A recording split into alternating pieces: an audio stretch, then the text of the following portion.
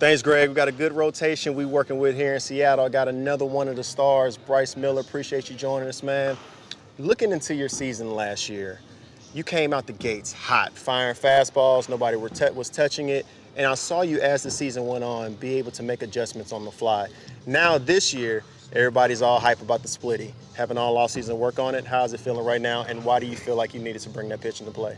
Yeah, I mean, building off of last year, it was really fastball heavy to start, and the league started to adjust towards the back half, and so going into the offseason, I knew I needed to make an adjustment, mainly to help with lefties.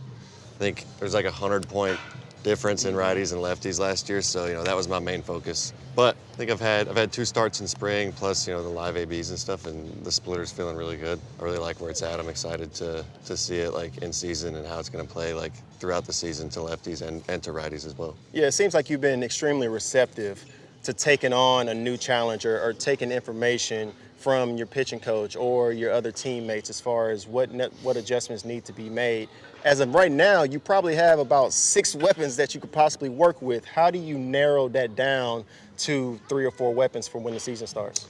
Yeah, I mean, going into it right now, I got 5 pitches, but I think I plan on being like much more diverse this year on the mound and not being so fastball reliant.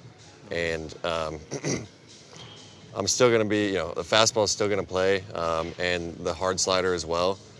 But just trying to figure out like how to use all 5 of them efficiently, and being able to locate all of them, because that was one thing I also kind of prided myself on last year, was throwing strikes, getting ahead, and not walking anybody. So like even with the new pitch and the new approach, like still being able to attack and get people with the heater, and if they're on the heater, then we can switch it up. But like I said, I'm excited to see how it all plays out.